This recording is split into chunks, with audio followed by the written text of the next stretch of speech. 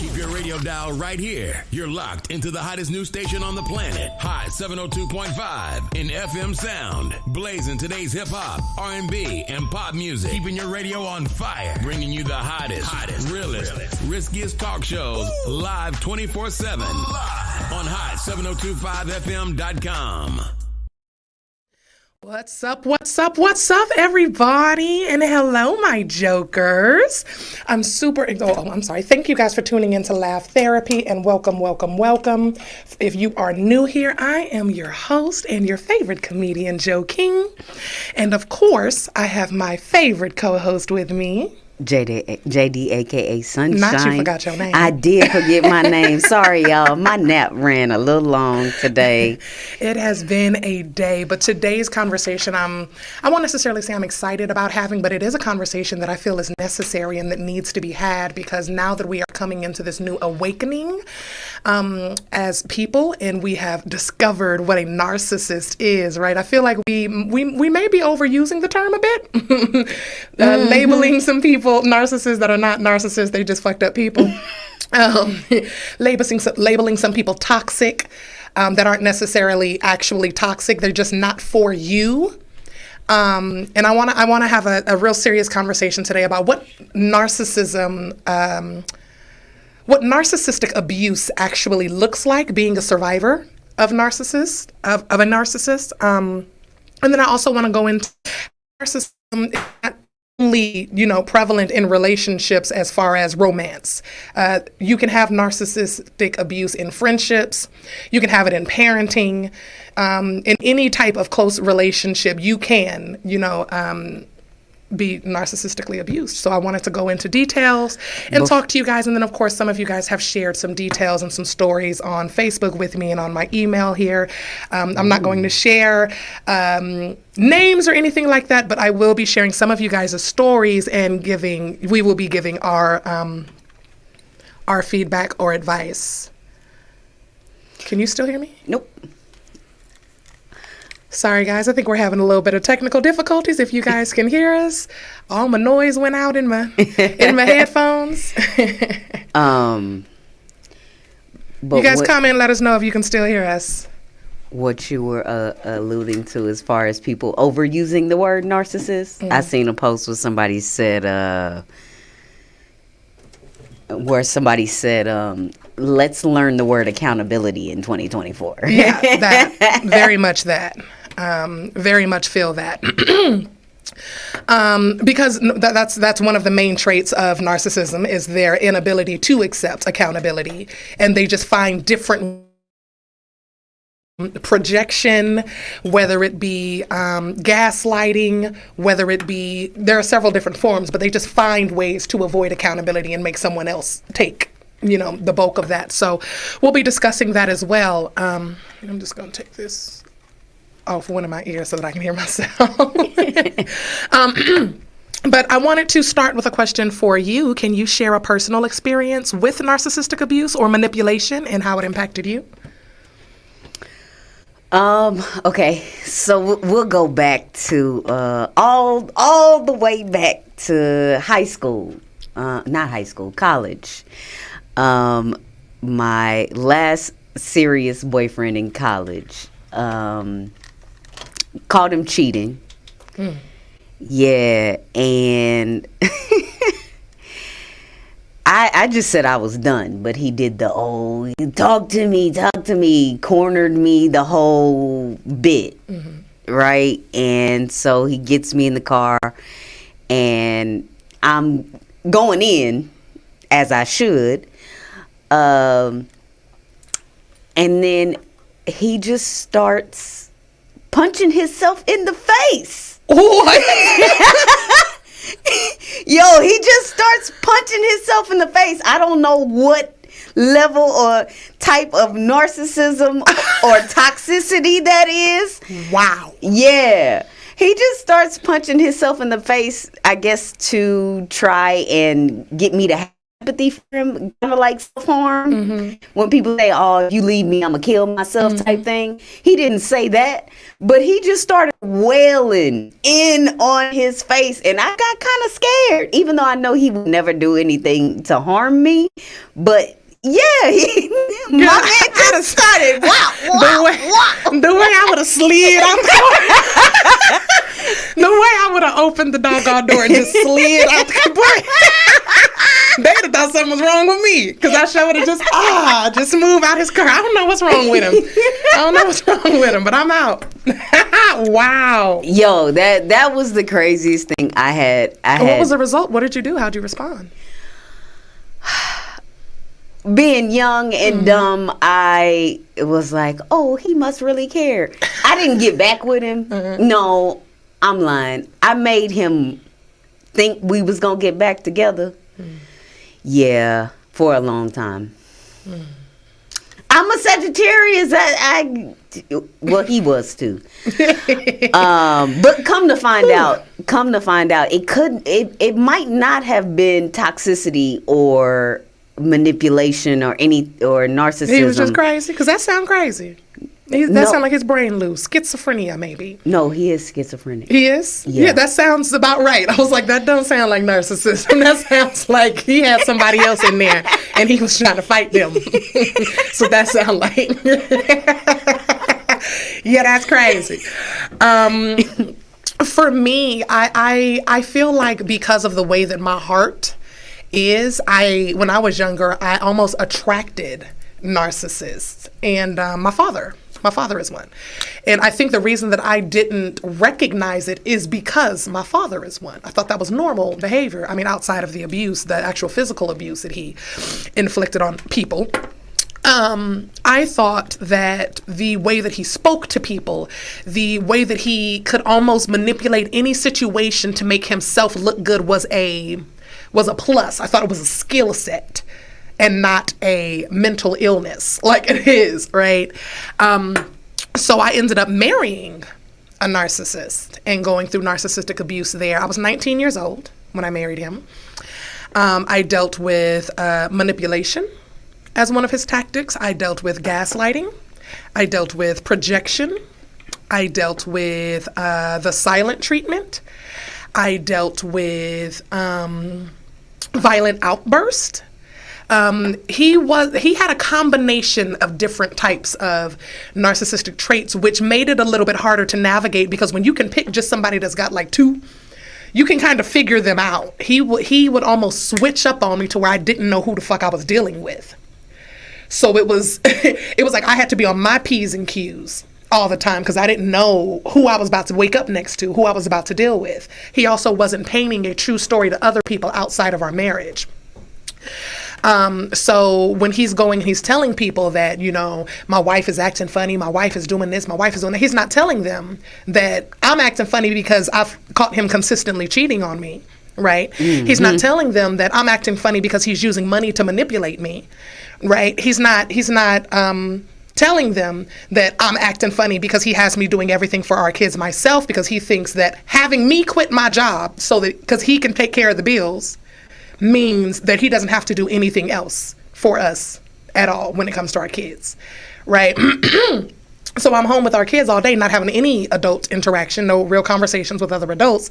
And then he comes home and he don't want to change diapers. He don't want to help in any, capacity of that nature. So I'm 19, I'm 20, 21, years old, dealing with this kind of shit. And he was so good at making other people think he was the good guy.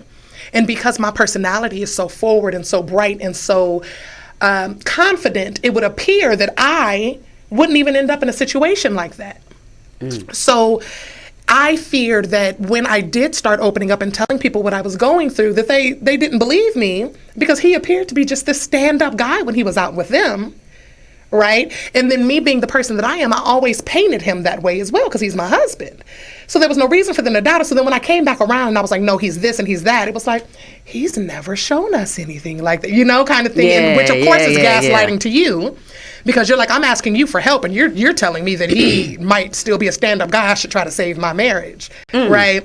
So also growing up Christian, can almost make you stay in an abusive situation. Oh, for sure. Yeah, because they have of course family members now. Yeah, because they expect you to stick it out. Yeah, you said in front of God that you love this person. They said in front of God that they would honor and protect me too, bitch. Everybody's vows is broken.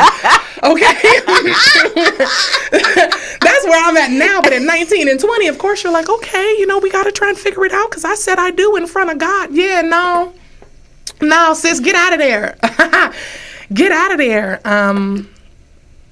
Yeah, we can move on to the next question. Okay. So what were the red flags that made you realize that you were in a toxic friendship or relationship? Well, I already listed what the things that he was doing in that marriage. In a friendship, I did, like I said, I had a tendency of attracting narcissists. I did have a friend that had some narcissistic tendencies, and I started realizing that I was in a toxic friendship when it started affecting me being able to be myself. If you are supposed to be my best friend or in my close circle, I should feel the most safe and most comfortable with you. And I didn't feel that way when I was around her. It was almost like I needed to walk on eggshells with her, and I didn't know why. Let me see what that was called. Oh yeah, conditional, which is another narcissistic trait, conditional love, where narcissists offer love or approval only when the victim conforms to their expectations, fostering insecurity and compliance. So it was almost like she wasn't my friend if I chose to do anything that wasn't aligned with what it is that she said. She would treat me like I was a bad friend if I didn't do what was aligned with her vision. Now, the difference in that situation is because we were just friends and I wasn't married to her, I just let that bitch be mad. Yeah, it was, you could just fucking be mad. You'll come back around. Yeah. But I started recognizing those traits when it started affecting my other friendships. She started trying to make me second guess people who had been my best friends for years. She would point out how she was there for me for something, and they weren't. Those type of people want you to themselves. Right. She would point out how she was there for me for something, but they weren't. But they also had responsibilities that she didn't have. Both of my best friends have multiple children. She did not have any children. Yeah, I would never do that to any of my friends. Right. I see who here for you. Exactly. I would never do that to any of my friends. She'd be like, I just don't understand why they don't support you the way that I do. Stuff like that, just planting stuff in my head. And then when I realized, I started questioning people who had rolled for me for like 15 years while I'm friends with her. I was like, I don't feel like this is conducive to friendship into my life. You're very controlling. You're making me second guess people that I know love me and that I know factually that I love and have been here for me for several years. They're just in busy times, just like I'm in a busy time right now. But because you ain't got no job and you ain't got no kids and you don't have any real responsibility. So I'm your focus. Right. I'm your focus, and you have nothing else in your life going on right now. So you have nothing to focus on but me. You've committed too much of your identity or whatever wrapped up in me. Narcissists also mirror you. Everything I was interested in, all of a sudden she needed to be a part of. Everything that I wanted to do, all of a sudden she wanted to do it too. When I started changing up my style and whatnot, I came into a little bit of money and I wanted to go shopping. We went shopping. She started picking out stuff for herself like my money was her money. Yeah, setting it down with my shit. Like we're one team who didn't ask me shit. What? Yeah, nothing. Just start picking out shit. I'm thinking she paying for her stuff, so I'm getting ready to pay for my stuff or whatever, and she pushing her stuff toward my shit. Like, what's going on here? You feel me? No, wait a minute. Yeah, so it was those were some signs. And ain't nobody giving up nothing. Do you feel me? And first of all, I didn't even know I was gay at this time. I didn't even know I liked women like that. So, girl, where your wallet? What you thought this was? So yeah, those were the signs that let me know that I was in a toxic friendship and I needed to go on ahead and let her go find her new focus. What about you? A ex of mine was very controlling, and I realized what was happening through other people's lenses. They were like, yo, she shouldn't be telling you this and telling you that and making you do this and making you do that. So she was going to move in with me. And it was getting pretty close to time for her to be moving in. And I just called her and I was like, yo, I don't think it's going to work. Just stay where you at. or go figure out something else out. And Like, what do you mean by she was controlling? What was she trying to control?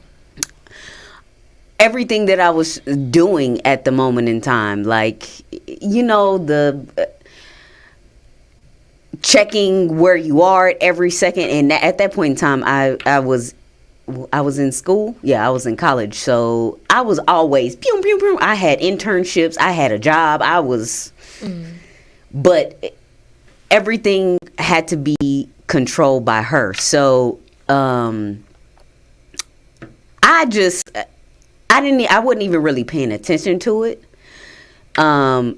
Because, you know, I had a lot going on in my life at the time. I'm trying to do all of these things at once, and whatever, girl, just do what you doing.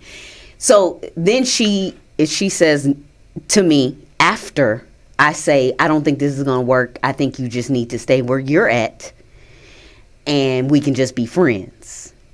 Mm-hmm. She said, Are you fucking kidding me? Mm-hmm. I'm on my way right now. Oh, no. I knew I was in trouble then. I knew I was in trouble then. I knew I was in trouble then. Oh, no. Yeah, and it was a fucking roller coaster ever since that moment. And you opened the door, didn't you? I didn't have no choice at the time.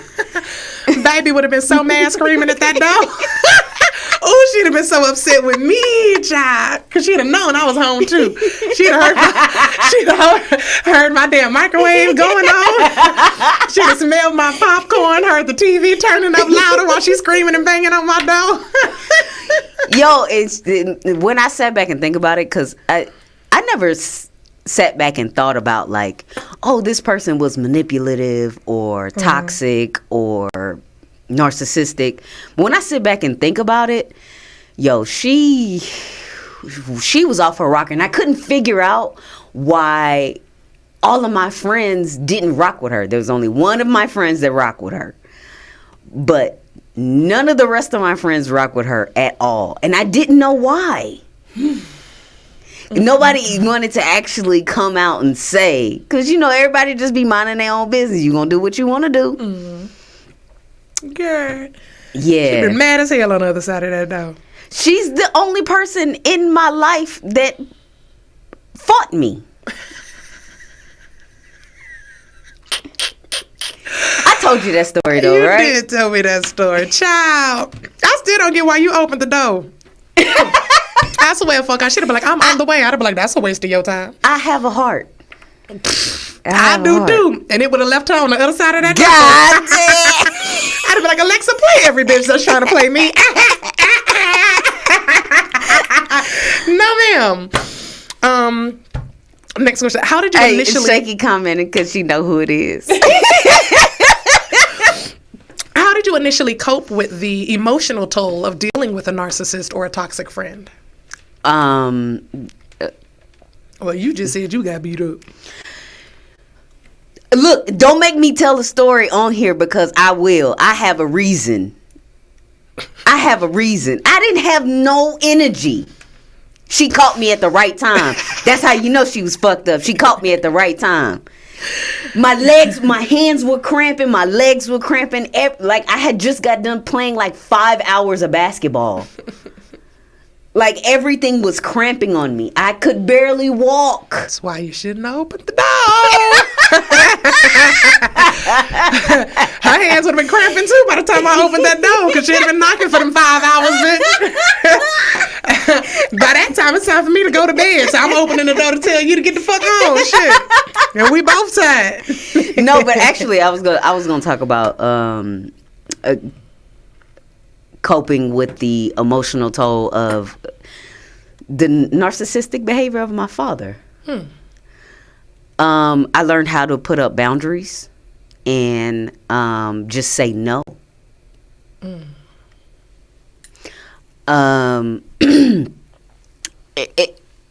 All the stuff that I was put through with the relationship with my father, and giving him ample times to try to correct it or apologize, rectify, and none of it actually changed or came to fruition of what he said he was going to do. So I just started putting up boundaries, and I just started saying no.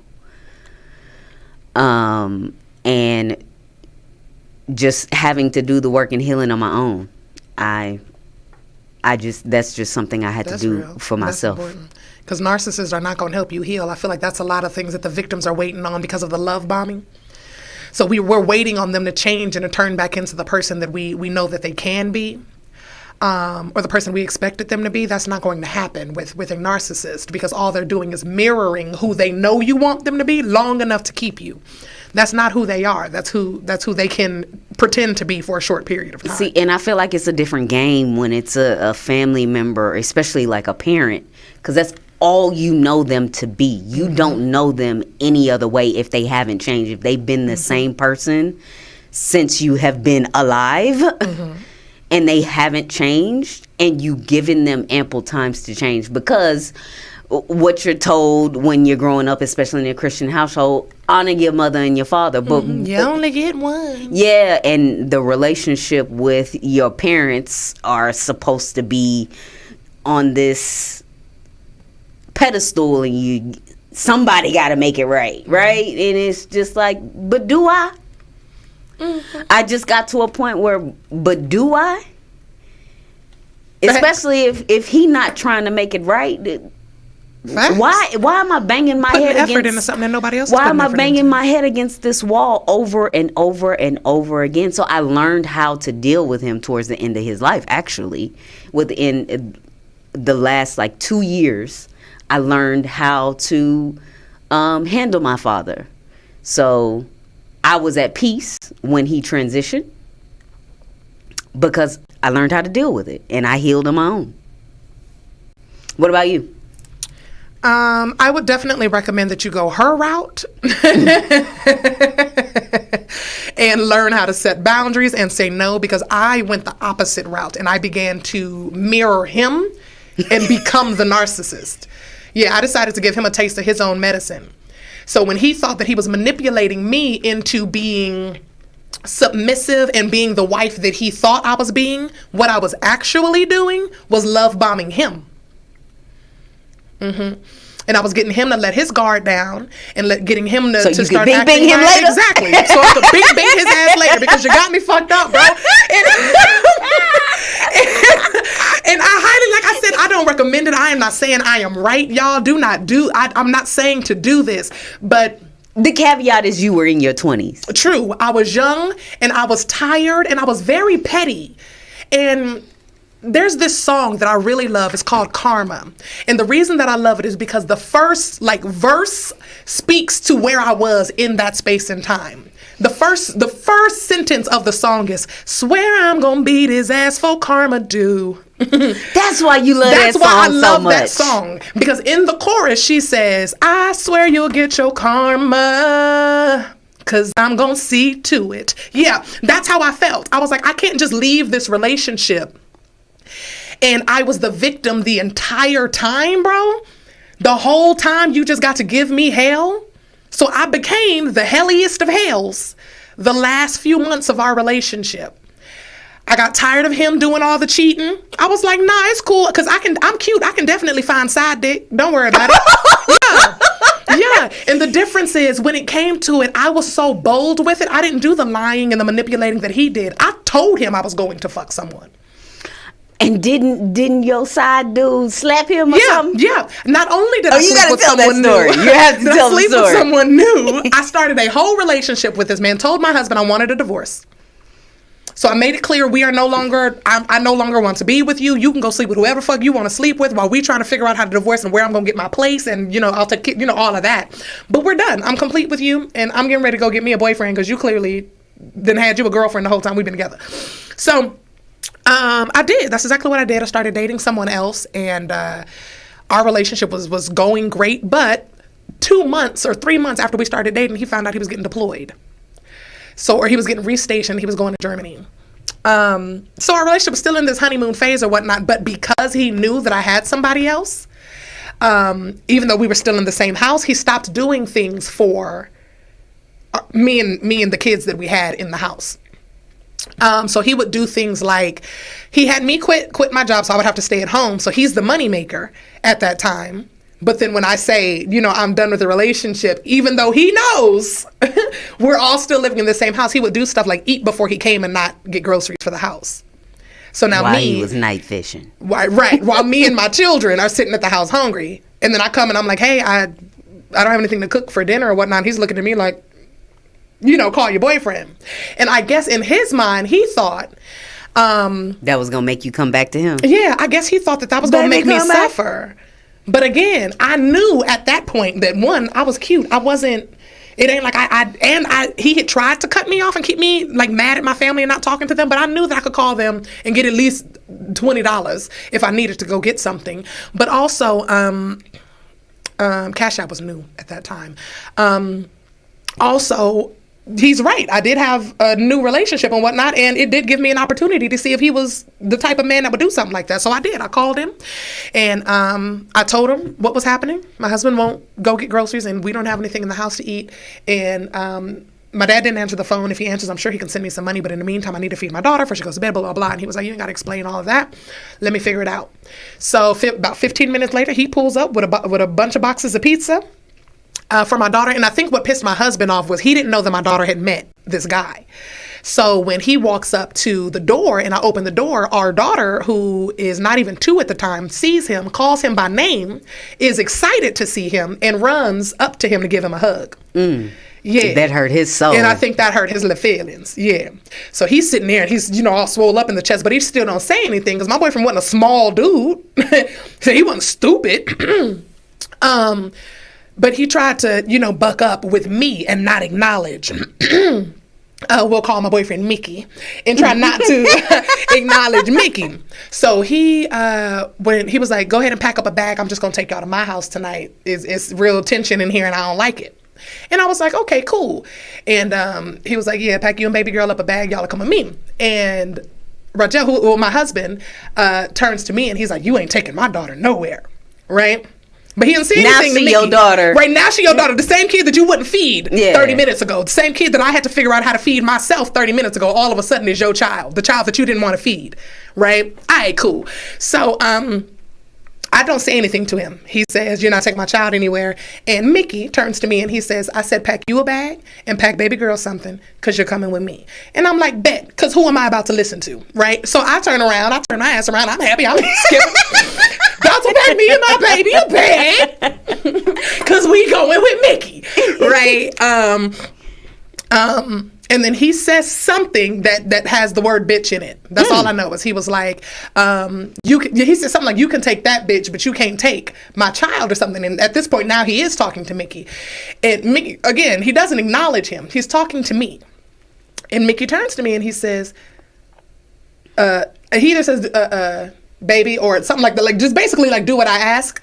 But he didn't say do what I ask. He just said like, baby. Like, go on and do what I just, said. So Rajel steps in front of me and he says, I said you're not taking, my daughter anywhere if you want to take it. And Mickey says, she ain't gonna be too many more bitches. So another bitch roll off your mouth and I'm about to slap the shit out of you. He called his bluff. He wasn't bluffing. Yeah, he wasn't bluffing at all. And he was like, well, like I said, if you want to take this bitch. And Mickey came straight off his hip, slapped the fire out his ass. I was like, ooh! Wait, you saw it? And he came straight off the hip. Like, yeah, because I was walking out of my daughter's room at that point when he said it again. With her clothes, because we was going with Mickey, bitch. Right? And Mickey came straight off that hip, slapped the fire out that nigga.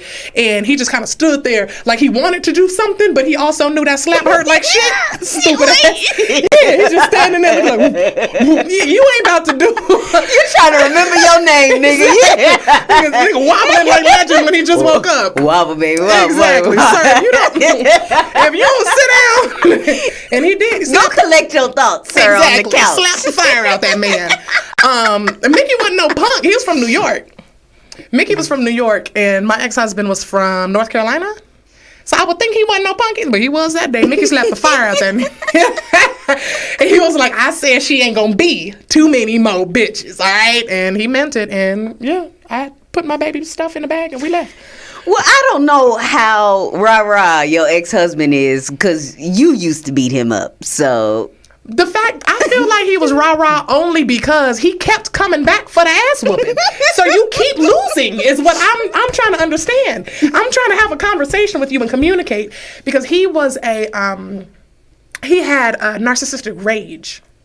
So if you tried to confront him with something, he would respond so, once he's like caught, he would respond so irrationally angry that like you don't even want to talk about it. Or you know how I get when people get to yelling. Mm-hmm. If we get in our relationship and your voice get 2 octaves above where it is right now, I'm done talking. The way that my sensory is, you sound way louder in my head than you probably are. You need to talk to me the same way I'm talking to you, or we don't need to fucking talk. And I've always been that way. Don't yell at me. Even when I was a child, in my head, I wasn't a fucking child. Don't talk to me like that.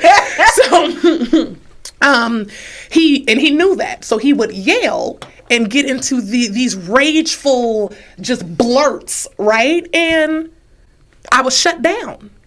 And I wouldn't say anything. And then when I wouldn't say anything, I guess he figured I wouldn't do anything either. And that's the opposite. If I shut down, I will fucking hurt you. So you need to, you finish what you're saying or just leave me the fuck alone. But don't grab me or anything. And that's where shit would always go bad. He'd be yelling and then I'd shut down and I'd get quiet. And he would think that's the moment where he done won, grab my wrist or go to grab my arm or go to grab my neck. And he'd get his ass whooped every fucking time, sir. I'm going to black out and you know it. It was just, and then he would use the fact that I blacked out and fucked up the whole living room as a reason to try and guilt and shame me later. And that was his way of shaming me. Well, you responded too much. All I was doing was yelling, and you put your hands on me, this, that, and the other. But you knew that was gonna happen. And no, you put your hands on me first, sir. Every time that I don't have to slap the fire out of you, it's because you done grabbed my wrist. You done tried to snatch my phone. You done grabbed my hair or grabbed my collar or something. Oh, he was grabbing your hair? Yeah, I had long hair back then, and my hair had started breaking. I just lost my son. My hair started breaking. Yeah, getting mad, grab the back of my ponytail or some shit. Oh yeah, we about to fuck this whole house up, bro. Let's get it. I think that's a trigger for me, and I don't know why. I guess I got to do some work and figure out why. That's a trigger for me. You pull my hair? Let's get it, bro. Every time. We about to fuck this living room up. Every time. So I understand why you was kicking him in the chest. I get it. So, I get it. I didn't know any other way. I get it. Yeah. Yeah, I didn't know any other way to deal with it. So we just fought. I had confidence in my hands, bitch. We just fought. Vic said turning the house into WWE. Do you hear me? But Vic, I done broke tables. I done broke big screen TVs. I done knocked all the pictures off the wall before. We've had some stuff. We just stopped having nice furniture. Knocking pictures off your wall. Facts. Furniture fucked up. We got new furniture every couple months. Because I was fucking shit That's up. why y'all ain't had no motherfucking money. Because he couldn't keep his hands to himself. Prostitutes and furniture. Yeah, prostitutes and furniture. That's what he was spending his damn money on. Because he couldn't keep his hands to himself. God, dog. And he married the one that wasn't going to keep her hands to herself either. If you touch me, I've never been able to deal with that. I've never been my mindset has always been, if I'm going to be a victim, I will not be the only victim. I won't, bitch. I won't. Just know, if anything ever happens to me, y'all, and I die, or if just know, when y'all find the person that did it, oh, they got some bruises, bitch. I fought, okay? I tried to take this the fuck out. You hear me? I'm not gonna fold. I won't be the only victim. I will not be the only victim. I like that. You put your hands on me. I will not be the only one that got touched today, okay? Now you tell the congregation who is listening your growth. When the last time you had to beat somebody up? My baby just turned 6, y'all. I have not had to beat nobody up in 5 years. 5 years, 5 years. I'm so proud of myself.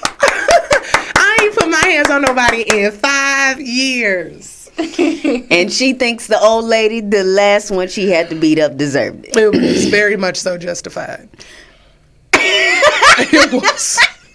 It was very much so justified. And she's standing on business I did. with I that. kicked that bitch straight in her chest. How old was she? She was old.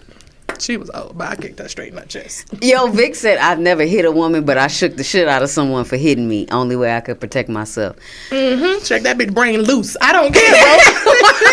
There's some sense in the head. You just keep your hands to yourself.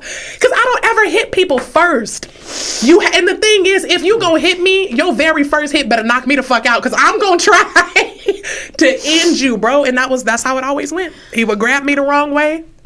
I'd see red and but Tasha I'd wake Keys, up and need new furniture. Tasha Keys, do you know who that is? Tasha Keys commented earlier, and I think that was from when I was speaking about having to set boundaries with a parent. Yeah. It is the hardest decision you have to make as a I actually child. went no contact with my father.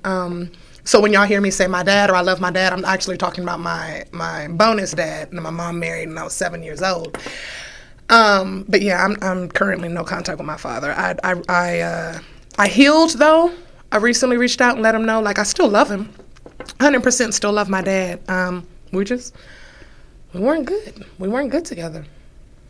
Yo, some of the stories you done told me about some of the stuff he done did. Yeah. They funny now, but I wouldn't have been laughing when it happened. Oh man. Yeah, I hadn't seen my daddy do some crazy shit. I'm trying not to laugh. And I'm his oldest child, so like I've seen him do the most of the craziest shit. Like my siblings have some. Well, actually, I wouldn't say that because my siblings, once he forgot he had an oldest child, my siblings had to see some crazy stuff. That's another thing about narcissists, when they shift their focus to someone else, when they no longer have that one person that they can kind of, I guess, project or whatever. Yeah, they just found a new target. No, it's true. It's true. Okay, so share a specific instance where you felt manipulated, and how did you learn to recognize those tactics? My ex-husband tried to convince me that he had. It's already funny. It's already funny. He tried to convince me that he had a sex addiction, which is why I shouldn't be mad at him for sleeping with other people during our marriage. Yeah. He also tried to convince me. So on top of it all, he thought you was dumb. Right. So he thought I was fucking stupid, bro. I was like, I'm young, but what? What? If you're a sex addict, wouldn't you be asking for more sex from me? Yeah. That don't make no sense. I'm a sex addict, so I need sex with other people? It's a no for me. That's crazy. Then what did you get married for? Yeah. What did you get married for? Are you a recent sex addict? You wasn't a sex addict before you married me? What the fuck is going on? Like, none You of it just makes found sense. out. You just Right, discovered. you just discovered you a sex addict, huh? Wait, how much older is he than you? 2 years. Okay. So he was young too. He was 22. But I guarantee you he had been having sex for at least 6 to 7 years. Yeah, I guess. And you just found out you were a sex addict? Yeah, so that was one. Another time I found emails of him trying to pick up prostitutes on Craigslist. Yeah. And oh no, somebody you gotta tell us about that. You somebody gotta tell us about that. Somebody sent You me- have to. No, you have I'm to. trying. Somebody sent me screen. No. Okay, this is what happened. I remember now. So picture it, y'all. So boom. I had just come back to him from Texas after burying our first son. My son died February 25th. We buried him March 6th. I came back home like March 16th-ish. On March 18th, I get a call from one of my homegirls, because we're military families. I get a call from one of my homegirls, and she's like, hey, check your text messages. I just sent you pictures. She goes, I wanted proof before I brought it to you. I'm like, okay. I checked the pictures. They are pictures of my husband on Facebook, on Fort Campbell Cheaters. It was a Facebook page back then called Fort Campbell Cheaters. We were military, stationed at Fort Campbell. And a prostitute had posted his pictures and their messages together because she found out that he was married. And he told her that he was a single dad. Let me find out prostitutes out here doing good work. Why are you lying to her is what I'm trying to figure out. She gonna still fuck you. You gotta pay her. Bro, why are you lying to a bitch you have to pay to fuck? What kind of shit? Like, that's the... I was like, are you what? You know, I was like, what was the point of coming up with this fake-ass backstory? She don't give a shit if you're married. But if you got the $40, bitch. Now she gone. Now she gonna tell because you done lied. Right, now you done lied and tried to make it seem like you wanted a relationship with this girl after you've been paying her for sex, and she found out you're married. So she decided to post the stuff like, hey, I just wanted y'all to know that I didn't know that he was married, but it did start off as like a transactional situation. So she posted, hey, in case this is anybody's husband, on Fort Campbell on there, these are our messages. This is his face, that's his phone number, blah, blah, blah. And my friend, who was also stationed at Fort Campbell, she was another military wife, saw him. We lived in the same neighborhood. She calls me and she's like, yo, are you sitting down? I'm like, bitch, no. But she also knows I just buried my son. So she's trying to give me the information as gently as she can, but also she like, I don't know if you're going to cry or kill this man. So do I need to pull up? And I was like, nah, I'm just going to see what he says. So she sends me the pictures. I go inside and I confront him about it. And he says, that's not true. He doesn't know that girl. Da, da, da, da, da, da. I said, this is your face. This is your phone number that she's posted. He's like, somebody must have, stolen my pic and hacked my stuff. If somebody hacked your stuff, why would they use your phone number and your email? It would make sense if somebody was catfishing you for them to use your photos, right? I said, well, why would they put your number to talk to her? That doesn't make sense. Why would they put your email to talk to her if they are, in fact, the person talking to her and catfishing her? That don't make sense. That's not how catfishing works, sir. Somebody didn't become you. Right. So I was like, let me see your phone. Woman. He takes his phone out and it's taking him the longest damn time, girl, to unlock it. He's like, I'm trying to unlock it. I know what his password is, but I also know that I'm smarter than this nigga. So I just let him do what he's doing. Because I know he's trying to delete messages. So he deletes stuff and then he hands me his phone. And my ass goes, since I had just gotten him that phone, I went straight to the deleted messages because I knew that that's what you was trying to do. So I went to his email because she uploaded emails, went to his email and I went straight to his deleted messages and pulled them all right back up. And I was like, this ain't you? What you delete them for? How you hacked, but they in your phone, in your deleted folder, bro. How you hacked? And how he tried to get out of that? That was the rage, girl.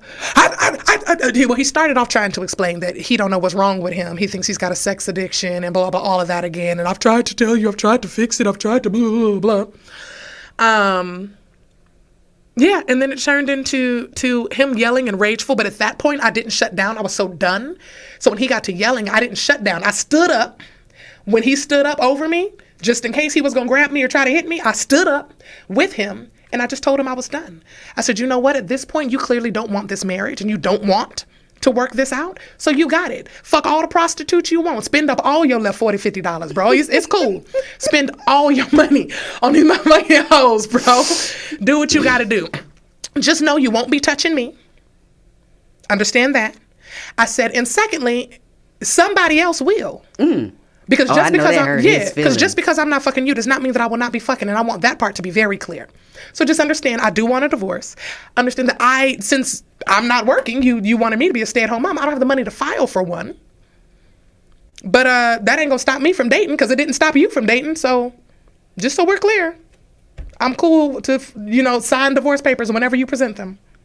Because I'm getting ready to be hell is basically how that conversation went. And I think he didn't believe me. He started trying to love bomb. After that, I think we just need a date night. I think we should spend more time together. A date night? Girl. A date girl. night? At this point, he got to buy you an island. Do you feel me? I'm trying to wake up in Fiji, bitch. You wouldn't have stayed. I wouldn't have stayed, but I would have enjoyed the fuck out of Fiji. So yeah, that's how that went initially, and that's how I ended up with Mickey. Dang. So you didn't have Mickey before that? I didn't have Mickey before that, no. I actually ended up, where did I meet Mickey? I think I met him on Tinder. I literally just downloaded all of the dating apps. It was either Tinder, it was like Tinder, that night, Bumble, that's some fire sign shit. That night, I downloaded you had the petty show to day. go. Do you yeah. My petty shoulder, y'all. If Y'all, ever I as start fire talking to you with this fucking shoulder. As fire signs, we super petty. We are super So I downloaded duper a bunch petty. of dating sites that night. I was honest with folks and let them know I was still married. But I was in the process of separating, filing for divorce. My husband knew. That way nobody, had questions about what the kind of situation I was in. And yeah, the first time Mickey called me, we stayed on the phone for like 6 hours. Just talking, chilling. I'm a great conversationalist. So he was driving from Atlanta back to Tennessee. And I talked to him the entire ride. And he was like, damn. He's like, it ain't too many people that you could talk to for 5 hours straight and not get tired. And he was like, and you're really funny. He was like, just the way that you think about things. The same way that you were when we first started dating. The way your brain works. He was like, you different, bitch. And I'm like, yeah, like so I've heard. Not knowing my ass is autistic, I wouldn't be diagnosed for another 8 years. But yeah. He was like, damn, your brain work different. I ain't never heard nobody think like that. Most people don't. So, I'm pretty amazing. Your brain does work different. Does work pretty different. So yeah, that's how I dealt with it. Like I said, I would do what she did and just learn to say no. Do not become the abuser. Do not become the manipulator. I started mirroring him so that he couldn't do to me what he had been doing. And it took me, after I got out of that situation, it took me a really long time to start unlearning those habits that I learned out of survival with him. And I can still say that to this day, there are still some that I'm working through. I have a tendency to stonewall. And stonewalling is when you refuse to communicate or cooperate in a conversation, which makes most victims feel ignored or invalidated. So if I get really, really agitated with someone or someone pisses me off and I don't know how to work through that, I shut down. And usually when they're trying to talk to me about it or can we just work through this or this, that, and the other, if I'm still in that state, I have nothing to say. I have nothing to say. And you can say whatever you want and I'll let you know, I'll listen. I have nothing to say. And I very much so am aware what that makes you feel like when I do it. But it's almost like I don't have the ability to care about it. Yeah. It's like I don't have the fucks to give that you feel some type of way because I wouldn't be in this position and feeling the way that I feel had you not done whatever it is that you did that made me feel like I needed to stonewall, in my opinion, which as I say out loud, I can tell is also a narcissistic thing to say. But it is one of the traits that I picked up to shut down all of that because he was waiting on a reaction. Most narcissists are waiting on you to give them something to show that they're in control. And stonewalling was kind of my get back of you get nothing from me. You get no emotion, you get no communication, you get no crying, you get none of that. Because I definitely want to cuss out my cousin's ex-husband. I definitely want to cuss him out. And he keeps trying to reach out. And my nigga, if you listening right now, here, today, just stop. I am not on your side and never will be and never can be. So let's just do that there. Hey, Albert. and go ahead. When she brought up her and her fighting, I want y'all to know it's levels to fire signs, right? So Aries, you can say the wrong sentence to them. Was an Aries. You can say the wrong sentence to them and they will whoop your ass. Specifically April. Yes. Specifically in April Aries, okay? Upside your motherfucking head, whoops. All right? Upside your head. Say whoops, every upside time, your head. Unapologetically. But, yeah. Mickey, the first guy that I dated, was an Aries, and he meant it. He gave him a warning. He said, "I will slap the shit out of you," and he called his bluff. He wasn't bluffing. And I bet he went to his boys and was like, "And I tried to be nice. I tried to be nice, fam." He tried to ignore him. Yes, he tried to ignore him and say nothing to him till he told him I wasn't gonna be too many more bitches. That's the only time he acknowledged him. He said nothing to him the entire time he was in the house until he called me a bitch, and after that, well. Yeah, his one warning was it. That's Aries. Bro, the way he turned around when that nigga slapped him, I would never forget that shit. Show me. He turned smooth around. He slapped him. The way his head whipped, I was like, oh, bro, I could never fuck you again. I could never. Like, even if me and Mickey don't work out, I could never. Because what's over there? What was you looking at? And why did you look for so long? No, sir. He was looking for his goddamn sense. And then he looked down, he turned back around, he was like, he was probably there waiting for shaking. his I eyes was to like, catch right. up. I was like, nigga, is you glitching?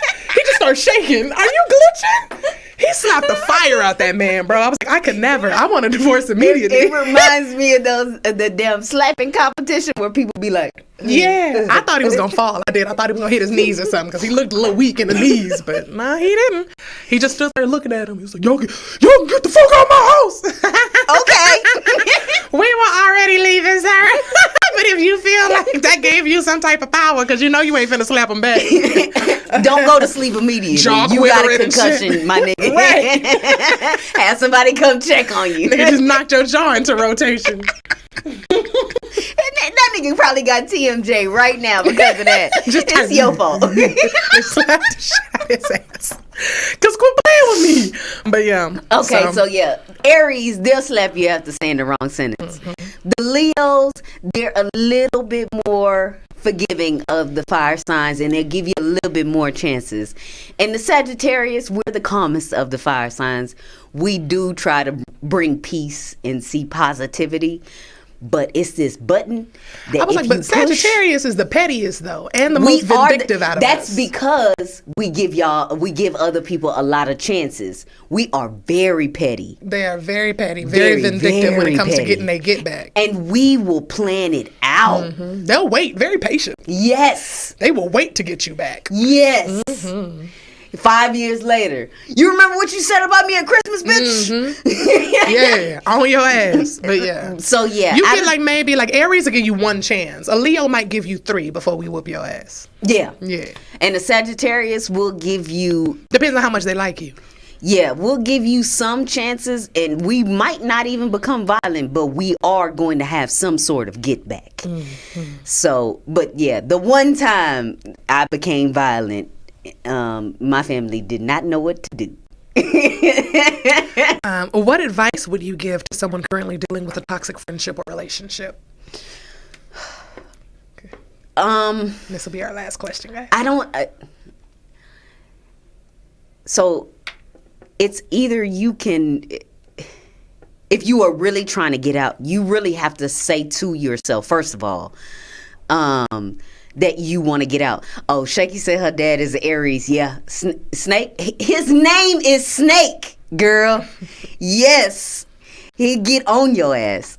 So my advice to anyone is you have to be 1,000, not 100. You have to be 1,000% sure you are ready to go, because they will rope you back in at any point, because they're going to try, because they already got their hooks in you. So they're going to try to get you back in any type of way. So you have to be 1,000% sure you are ready to go, and not thinking that they still can change, or we got a family, so I don't want to break the family up. You have to hit that moment and say, no, I am done. I'm ready to go.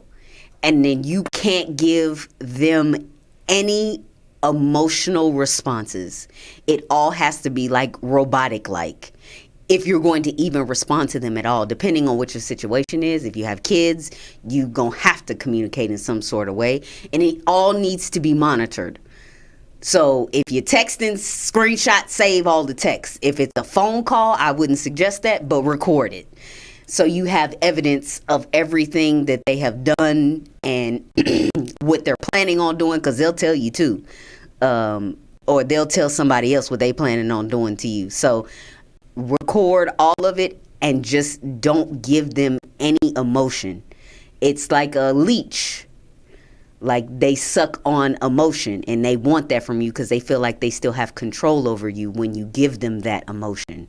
So if you just cut it all off and it becomes just robotic, they'll know you're really done, even though they still gonna try, and you can just move on with your life.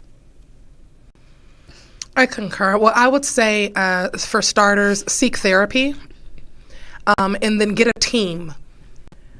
because most narcissists will try and isolate you from people. Start reaching out to the people that person made you cut off, or that you may have gotten into it with because they saw the signs and you didn't at first. Start reaching out to some of those same people. You may very well end up with people who are like, hey, I tried to tell you. Yeah, you did, but now I'm in the situation where I can see it and I need out. You'll be surprised how many people will try to help you out of that situation.